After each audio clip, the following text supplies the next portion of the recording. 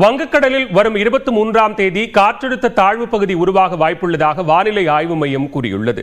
தென்கிழக்கு வங்கக்கடலில் வரும் 23ஆம் தேதி காற்றழுத்த தாழ்வு பகுதி உருவாக உள்ளதாகவும் இது தொடர்ந்து மேற்கு வடமேற்கு திசையில் நகர்ந்து அதற்கடுத்த 2 நாட்களில் காற்றழுத்த தாழ்வு மண்டலமாக வலுப்பெற வாய்ப்புள்ளதாகவும் வானிலை ஆய்வு மையம் தெரிவித்துள்ளது.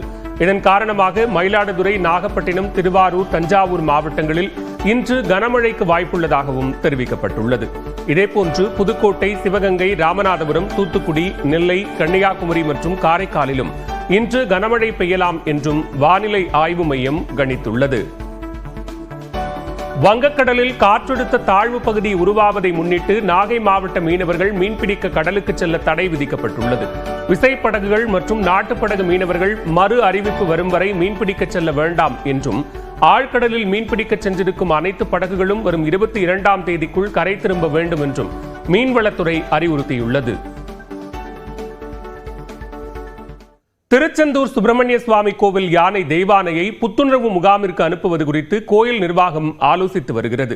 திருச்செந்தூர் முருகன் கோவிலில் பராமரிக்கப்பட்டு வரும் யானை தெய்வானை பாகனையும் செல்ஃபி எடுத்த உறவினரையும் தாக்கி கொன்றது. அதனைத் தொடர்ந்து யானை மீது தண்ணீரை பீச்சி அடித்து அதனை சாந்தப்படுத்தினர்.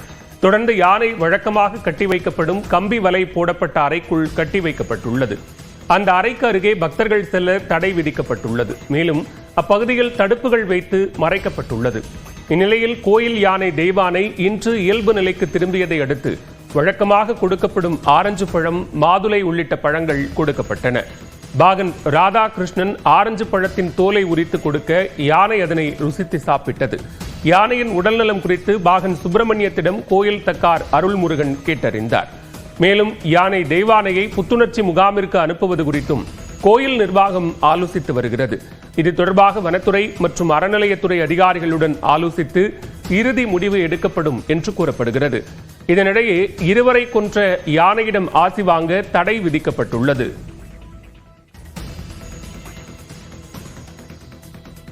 திருச்செந்தூர் கோவிலில் யானை தாக்கி பாகன் உட்பட 2 உயிரிழந்த நிலையில் கோயில்களில் வழிபாட்டிற்கு யானைகள் பயன்படுத்தப்படுவது ஏன் என்பது குறித்து விவரிக்கிறது இந்த செய்தி தொகுப்பு.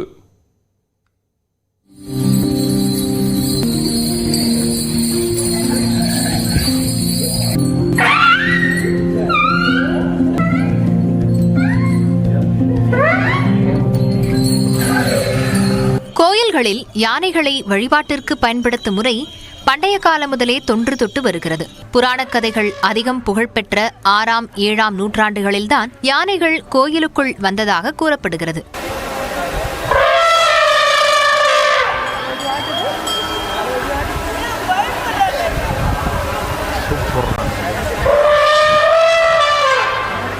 சோழர்கள் காலத்தில் கோயில்களுக்கு யானைகள் காணிக்கையாக கொடுப்பது வழக்கமானதாக வரலாற்று ஆய்வாளர்கள் கூறுகின்றனர். அதனால்தான் என்னவோ இன்றும் மிகப்பெரிய கோயில்களில் யானைகள் பராமரிக்கப்பட்டு கோயிலின் முக்கிய அடையாளமாக விளங்கி வருகின்றன.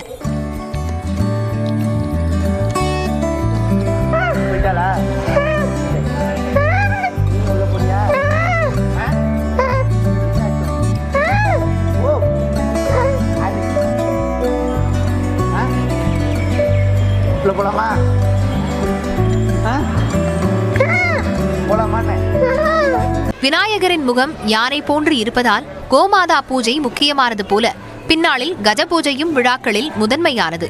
முருகப்பெருமானின் வாகனங்களில் ஒன்றாகவும் யானை பார்க்கப்படுகிறது. விழாக்களில் சாமி சிலைகளை சுமக்கவும், தேர் திருவிழாவில் முன்னே செல்லவும், தீர்த்தங்களை கொண்டு செல்லவும், பக்தர்களுக்கு ஆசி வழங்கவும் யானைகள் பயன்படுத்தப்படுகின்றன.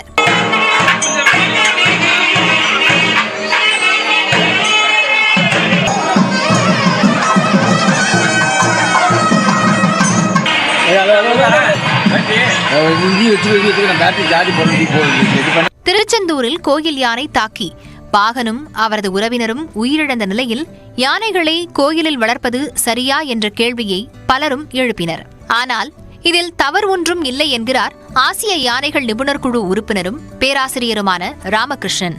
கோயில்களில் யானைகள் வளர்ப்பது அவசியமானு பார்த்தோம்னா, அதாவது நம்ம இந்து கலாச்சாரப்படி பார்த்தோன்னா கோயில்களில் சில பூஜைகள் செய்வதற்கு யானைகள் மிக அவசியமாக தான் பார்க்கப்படுது. பல வருஷங்களாக யானைகளை வந்து கோயில்களில் பயன்படுத்தியிருக்காங்க. பொதுவாக யானைகள் 15 முதல் 20 கிலோமீட்டர் தூரம் வரை நடக்கக்கூடியவை. ஆனால் கோயில்களில் யானைகளுக்கு அதற்கான வாய்ப்பு குறைவு. விழா காலங்களில் வெயிலில் அதிக நேரம் நிறுத்தாமல் யானைகளுக்கு போதிய ஓய்வு கிடைப்பதை உறுதி செய்ய வேண்டும் என்றும் ராமகிருஷ்ணன் வலியுறுத்துகிறார். வாகனங்களுக்கு யானையோட அதனுடைய உடல் ரீதியாகவும் உளவியல் ரீதியாகவும் எப்படி இருக்குன்றது நிறைய பண்ணணும். அதே நேரத்தில் கோயில்களில் விழா காலங்களில் யானைகளை பயன்படுத்தும் போது போதுமான ஓய்வு கிடைக்குதா, அதற்கான வந்து வெயில் படாமல் அந்த வெயில் அதிகம். ஏன்னா யானைகள் வந்து ஸ்வெட் கிளான்ஸ் வேர்வை சுரப்புகள் வந்து மிக குறைவு.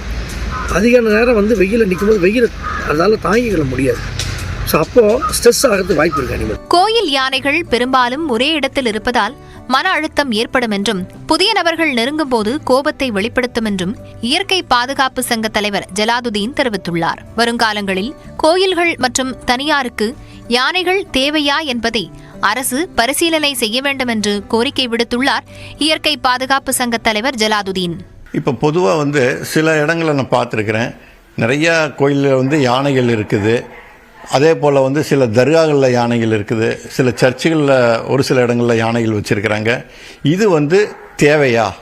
ஏன்னா வந்து ஒரு சுதந்திரமாக சுற்றி திரியக்கூடிய ஒரு விலங்கை வந்து நம்ம வந்து அடைப்பட்டு வைக்கிறது, இது நம்ம தேவையற்ற ஒரு செயல். கொரோனா காலத்திற்கு முன்பாக கோயில் யானைகளுக்கென பிரத்யேகமாக செயல்பட்டு வந்த புத்துணர்வு முகாமை மீண்டும் நடைமுறைப்படுத்த வேண்டும் என வன ஆர்வலர்கள் வலியுறுத்துகின்றனர்.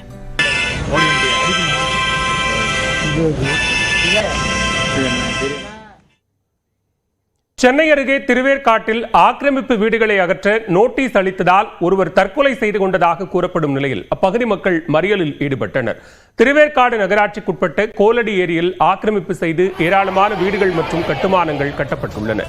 இதன் காரணமாக ஏரியின் பரப்பளவு 169 ஏக்கரிலிருந்து 112 ஏக்கராக குறைந்துவிட்டது. இந்த ஏரி பகுதியில் புதிய ஆக்கிரமிப்புகள் ஏற்படாமல் தடுக்கவும் ஏற்கனவே ஆக்கிரமித்தவர்களை வெளியேற்றவும் நடவடிக்கை எடுக்கும் வகையில் 1500 வீடுகளை அகற்ற நோட்டீஸ் வழங்கப்பட்டது. இதனால் ஏற்பட்ட மன உளைச்சல் காரணமாக நேற்று முன்தினம் சங்கர் என்பவர் தனது வீட்டில் தூக்கிட்டு தற்கொலை செய்து கொண்டதாக கூறப்படுகிறது. இதனை கண்டித்து அப்பகுதி மக்கள் 200க்கும் மேற்பட்டோர் திருவேற்காடு கோலடி சாலையில் அமர்ந்து மறியலில் ஈடுபட்டனர். இதனால் அப்பகுதியில் கடும் போக்குவரத்து நெரிசல் ஏற்பட்டது.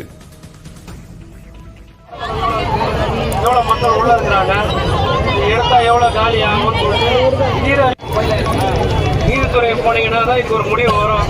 இதைப்பட்ட அதிகாரிகள்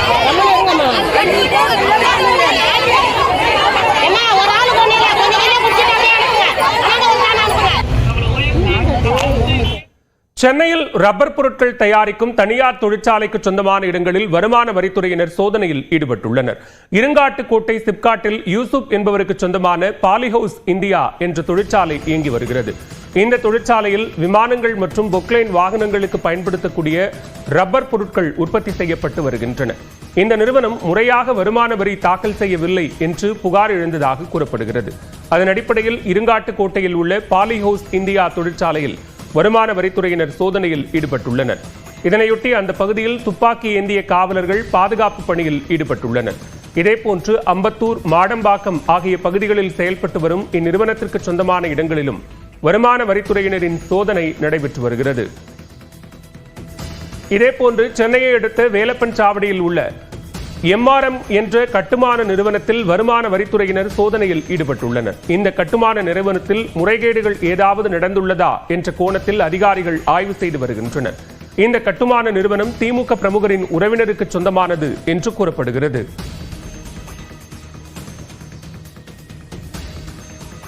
MS சுப்புலட்சுமி பெயரில் பாடகர் TM கிருஷ்ணாவிற்கு விருது வழங்கக்கூடாது என மியூசிக் அகாடமிக்கு உயர்நீதிமன்றம் உத்தரவிட்டுள்ளது. கர்நாடக இசைக்கலைஞர் TM கிருஷ்ணாவுக்கு சென்னை மியூசிக் அகாடமி சார்பில் 2024ஆம் ஆண்டுக்கான சங்கீத கலாநிதி விருது வழங்கப்படும் என்று ஏற்கனவே அறிவிக்கப்பட்டிருந்தது. இந்த விருதுடன் MS சுப்புலட்சுமி பெயரிலான 1 லட்சம் ரூபாய் பரிசு தொகையும் வழங்கப்பட உள்ளது. இந்நிலையில் MS சுப்புலட்சுமி பெயரில் பாடகர் TM கிருஷ்ணாவிற்கு விருது வழங்கக்கூடாது என்று MS சுப்புலட்சுமியின் பேரன் ஸ்ரீனிவாசன் உயர்நீதிமன்றத்தில் மனு தாக்கல் செய்தார்.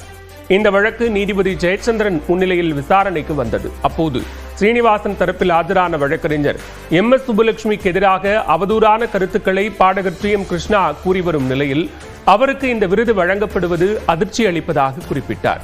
மேலும் MS சுப்புலட்சுமியின் உயிலின்படி அவரது பெயரில் எந்தவிதமான விருதும் வழங்கக்கூடாது என்று குறிப்பிட்டிருப்பதாகவும், எனவே இந்த விருதை TM கிருஷ்ணாவுக்கு வழங்க தடை விதிக்க வேண்டும் என்றும் வாதிட்டார்.